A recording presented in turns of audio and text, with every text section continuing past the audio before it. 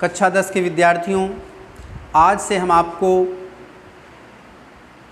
हिंदी विषय की पुस्तक पढ़ाना शुरू करेंगे।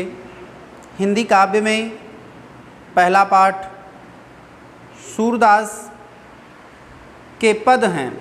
इसमें सूरदास के कुछ पद दिए गए हैं। तो आज हम आपको सूरदास जी के विषय में संक्षिप्त जानकारी देंगे।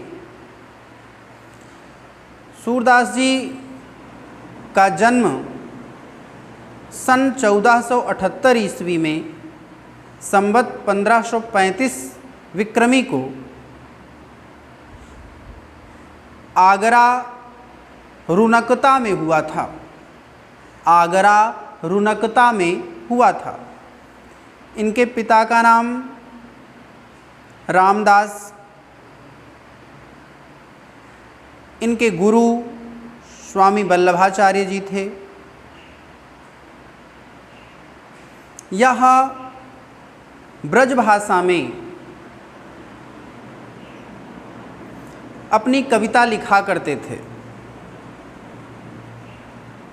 इनकी शैली गीति काव्य की भावपूर्ण और संगीतमय शैली है। इनके काव्य में वात्सल्य और श्रृंगार रस का प्राचुर्य दिखाई देता है। अलंकारों में उपमा, रूपक और उत्प्रेक्षा का इन्होंने प्रयोग किया है।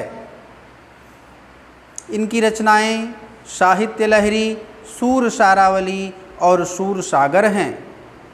इनकी मृत्यु सन 1583 ईस्वी संवत 1640 विक्रमी को हुई। तो बच्चों, यह थी सूरदास के विषय में संक्षिप्त जानकारी। अब हम सूरदास के पद को पढ़ते हैं। इनका पहला पद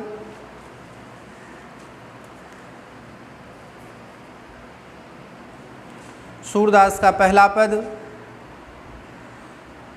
चरण कमल बंदौं हरि राई, चरण कमल बंदौं हरि राई, जाकी कृपा पंगु गिरि लंघै, अंधे को सब कुछ दर्शाई, चरण कमल बंदौं हरि राई, बहिरौ सुनै गूंग पुनि बोले, बहिरौ सुनै गूंग पुनि बोले, रंक चले सिर छत्र धराई, रंक चले सिर छत्र धराई, चरण कमल बंदौं हरि राई,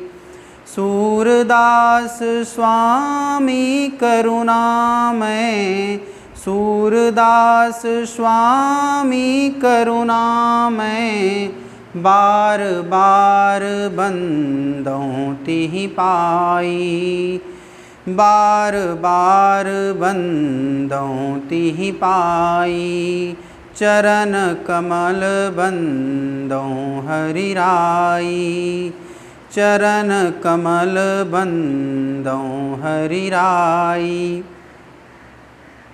इस पद का भाव क्या है? भाव को समझते हैं।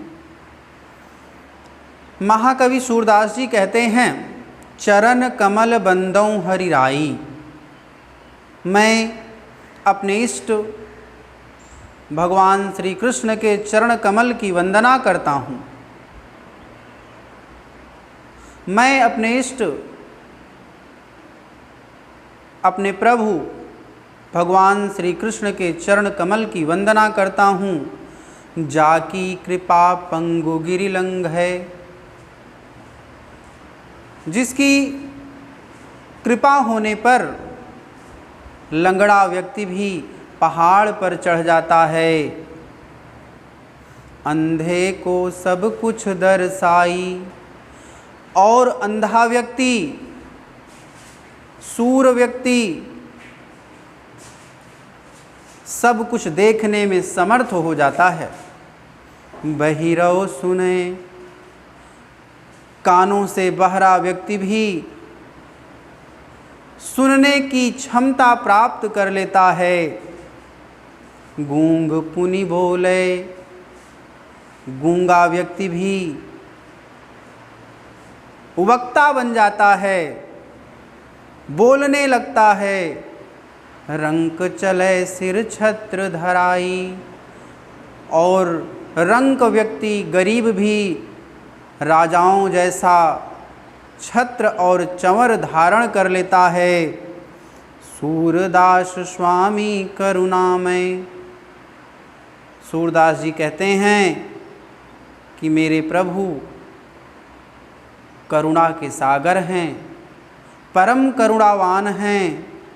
वह सब पर अपनी कृपा दृष्टि रखते हैं।